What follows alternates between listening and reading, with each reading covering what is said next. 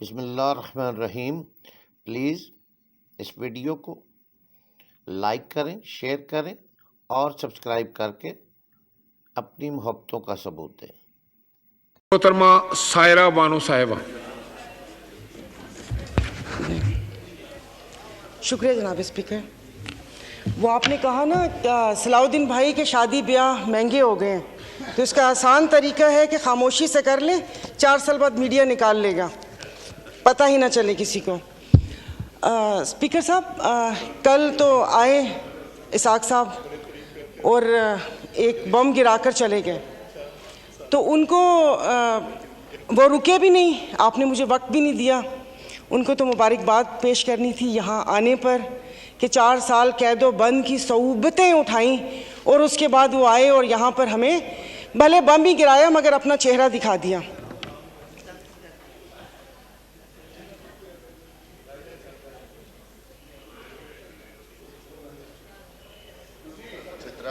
जी मोहतरमा सायरा बानो नहीं, साहिबा। वो मैंने कहा शायद ज़रूरी बात है मैं भी सुनूं कि कौन सा वो।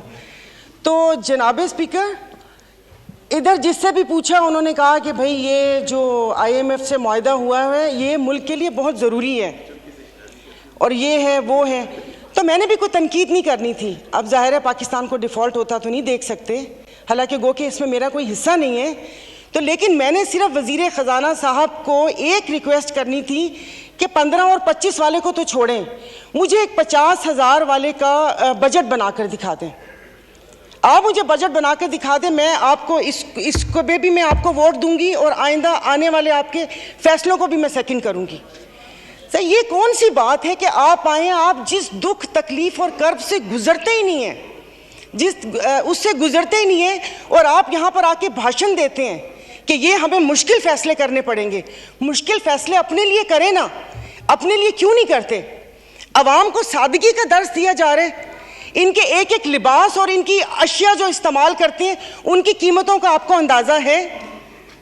डेली एक फोटो शूट आता था, 15 लाख रुपए का कोट, 10 लाख का जूता, 15 लाख का स्कार्फ। ये एक पाकिस्तान जो डिफॉल्ट हो रहा है, वेंटिलेटर पर है, उसकी आवाम को ये मजाक, एक तस्वीर ट्विटर पर डेली शेयर होती थी। मुझे सिर्फ एक 50,000 वाले के जीने का हक छीन लिए हैं उन लोगों से। आप मुझे बताएं कि ये पेट्रोल के लिए यहीं पर ही थे। मेरी एक और आपसे रिक्वेस्ट है कि कोई ऐसा रूल है कि जो हुकूमत है वो यहीं बैठी रहे और अपोजिशन के वो बेंच हो जाए, क्योंकि मेरे ख्याल में इन बेंचेस में, इन चेयर्स में कोई प्रॉब्लम है कि यहाँ पर बैठने वाला बोलता है और वहाँ पर जाकर सुम्मुन बुकमुन उम्यून बन जाते हैं ये लोग, इनकी ज़ुबान नहीं चलती। और यही जब मैं वहाँ पर बैठ के हुकूमत पर तनकीद करती थी तो यहाँ पर सब बैठे डेस्क बजाते थे। आज जब मैं यहाँ पर खड़ी होकर हुकूमत पर तनकीद करती हूँ तो उन सबको प्रॉब्लम होता है।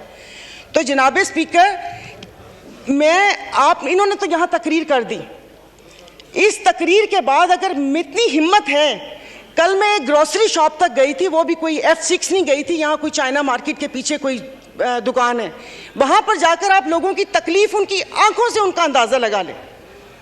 मुझे यहाँ पर कल ये करंट डेफिसिट और खुदा जाने क्या क्या बता रहे थे, मैं या आप अपने हलके में जाकर किसी गरीब आवाम को क्या इनको करंट डेफिसिट बताएंगे कि हमारी अयाशियों से तुम लोग इस हाल तक पहुंचे हो, अब तुम ही लोगों को बर्दाश्त करना पड़ेगा, ये कुर्बानी तुम लोगों को देनी पड़ेगी।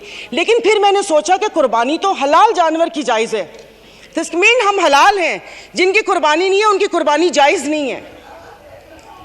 अब आप देख लेंगे कि यहाँ पर उठते ही जो बोला था, मैं आज इस फोरम पे अपनी पार्टी की तरफ से, मुस्लिम लीग फंक्शनल और सदर पीर पगारा और सदरुद्दीन शाह की तरफ से, मैं आप बिलावल साहब को मैं दावत देती हूँ कि आप सिंध से महंगाई मार्च शुरू करें, हम आपके साथ हैं।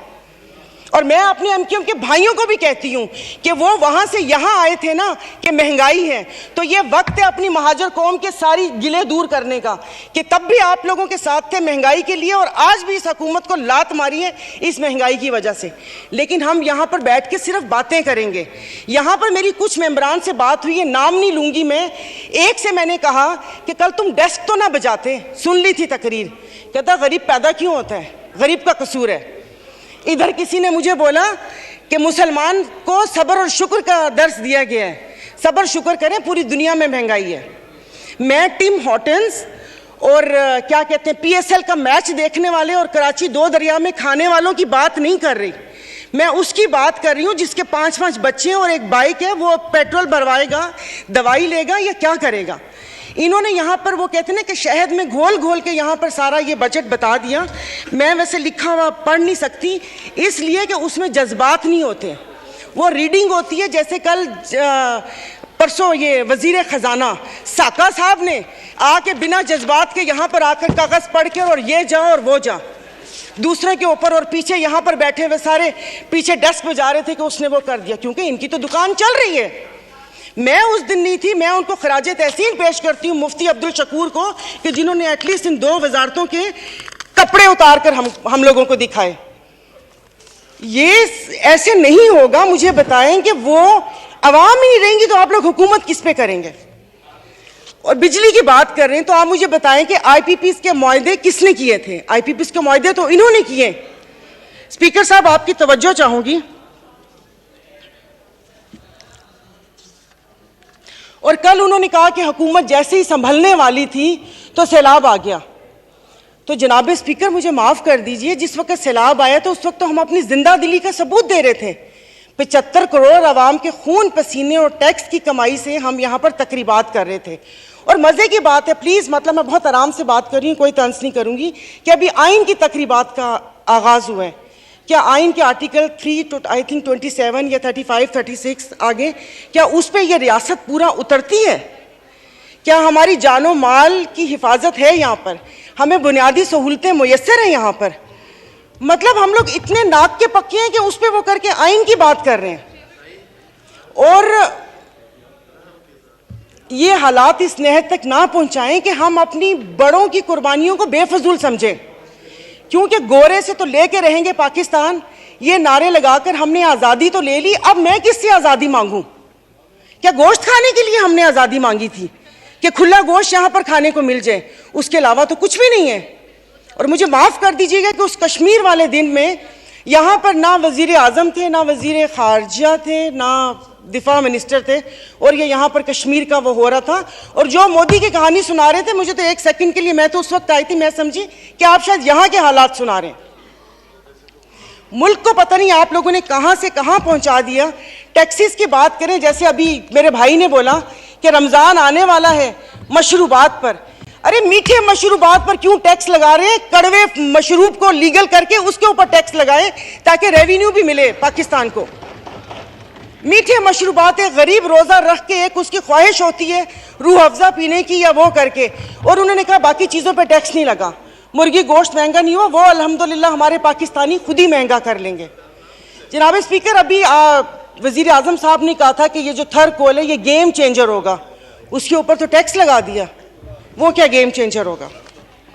और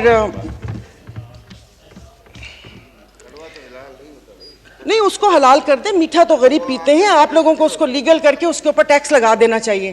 तो जनाब स्पीकर, ये सब बैठ के इसके मसले को, मेरी बात सुनिए मोहतरमा, मैं एक तवज्जो आपकी दिलाना चाहता हूँ कि सेनेट की तरफ से फाइनेंस सप्लीमेंट्री बिल पर सिफारिशात मौसूल हो चुकी हैं, जिनकी कापियाँ आपको मुहैया कर दी गई हैं, लिहाजा आप उन पर भी बहस करना चाहें तो कर सकती हैं। सर, अभी कौन सी कॉपियाँ? और आज हालात तो यहाँ पर है कि आज पावर की मीटिंग है और रात को 90 सफ़ों का एक पम्फलेट आ गया था। मैं 90 सफ़े रात को बैठ के पढ़ती और ये यहाँ पर आके करती।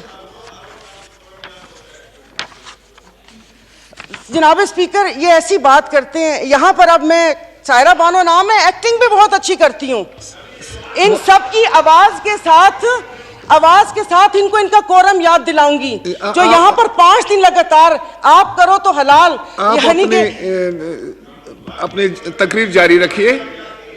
आप अपनी तकरीर तो ये यहाँ पर जनाब स्पीकर, इनको no cross talk please. Honourable मेंबरान एक दूसरे से क्रॉस टॉक नहीं कर सकते किसी सूरत में। फर्क नहीं पड़ता ना, दिल दुखा हुआ हो तो तब ना। मैं आपको अपना शहदादपुर में 2 हफ्ते पहले, 1 हफ्ते में 4 खुदकुशी हुई है। और मैं इस ऐवान के सामने कहती हूँ कि ठीक है, मेरे हस्बैंड वेल ऑफ हैं, बट मैं एक मिडिल क्लास फैमिली से हूँ। मेरे भाई ने परसों मुझे मैसेज किया और उसने बोला कि दुआ करोगे मैं मर जाऊं। और वो सिर्फ एक मेरा भाई नहीं है, मैं पूरे अपने जो भाई जिनका राब्ता मुझसे नहीं है, मैं उनकी मैं बात कर रही हूँ। जनाब स्पीकर, कल मैं गई थी, वो जिस बंदे ने 4 टमाटर और 4 आलू लेकर 400 उसके पास नहीं थे, उसने पर्स निकाला, मैं शर्म से गड़ के मर गई। 272 लीटर पेट्रोल आप लोगों ने मुश्किल करनी है तो आप V8 और बड़ी बड़ी ग्रैंड क्रूजर को 500 लीटर पेट्रोल देना, गरीब को आप नहीं वो करें।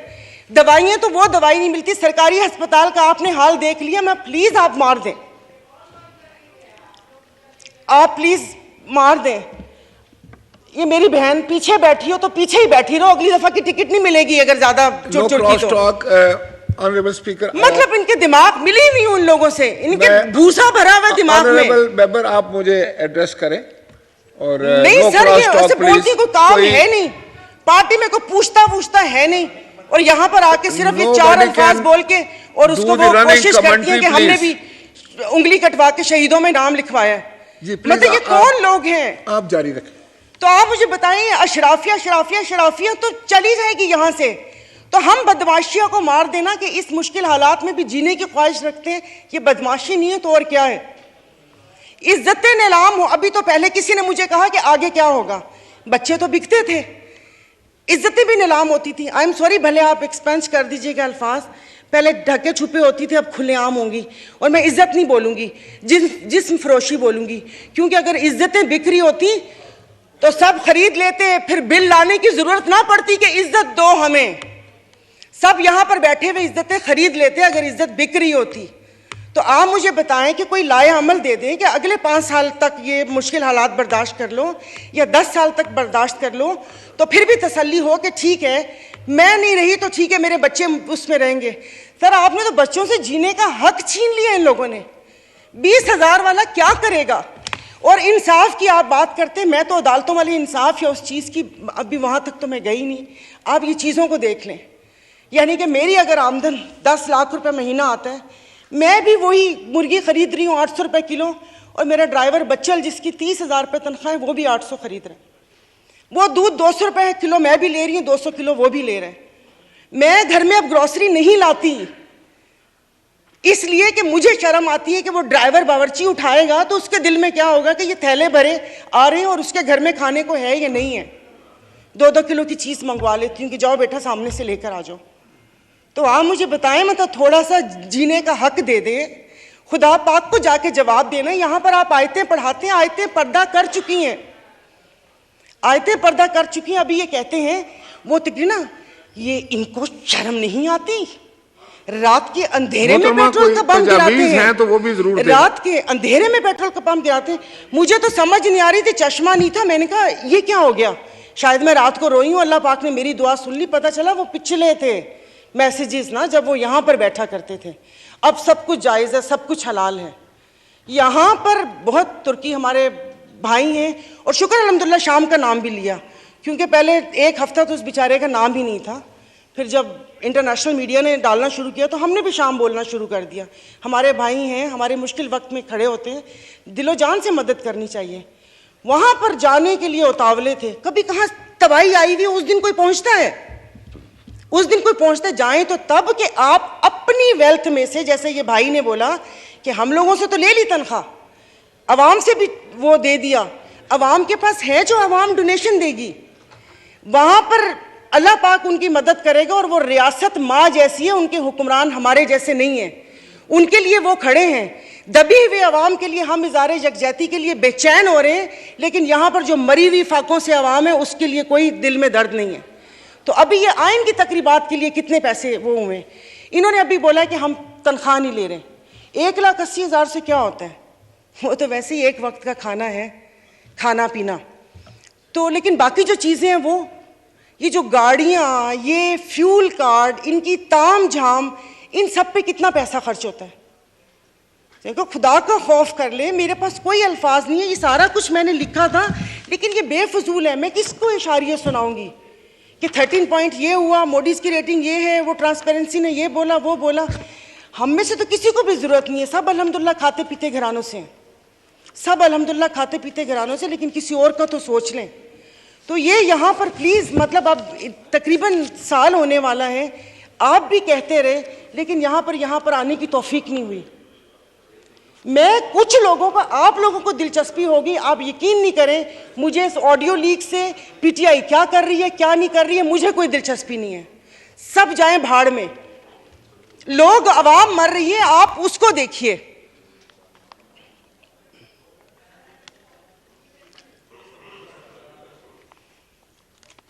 तो खुद ही कह लेते इनसे सिफारिश क्यों करवाई। मोहतरमा कंक्लूड कीजिए, वाइंड अप कर ले। तो मैं वाइंड अप ही कर रही हूँ। मेरे पास तो कोई, जाहिर है वो इतने ना इशारिये हैं, ना मैंने मुआशियात इतनी पढ़ी हुई है। कॉलेज नहीं था वो, ऐसे ही वो कॉलेज था, साइंस कॉलेज नहीं था, आर्ट्स कॉलेज था, समझ भी नहीं आती थी। मुआशियात एग्जाम था, 30 नंबर थे, 3 ग्रेस मार्क मिले थे, 33 नंबर हैं मुआशियात के। और एक ही याद है कि इंसान मौशी जानवर है, लेकिन घर का किचन चलाती हूँ, घरेलू औरत हूँ, तो मुझे पता है कि ये सब, आई एम सॉरी, ये सब बकवास है ये जो बता रहे हैं। इससे ये होगा, इससे वो होगा, इससे ये होगा, इससे वो होगा। जिस वक्त खाना बनाने या किचन में खड़े ना, उस वक्त आटे दाल का भाव पता चलता है। शुक्रिया, बहुत मेहरबानी।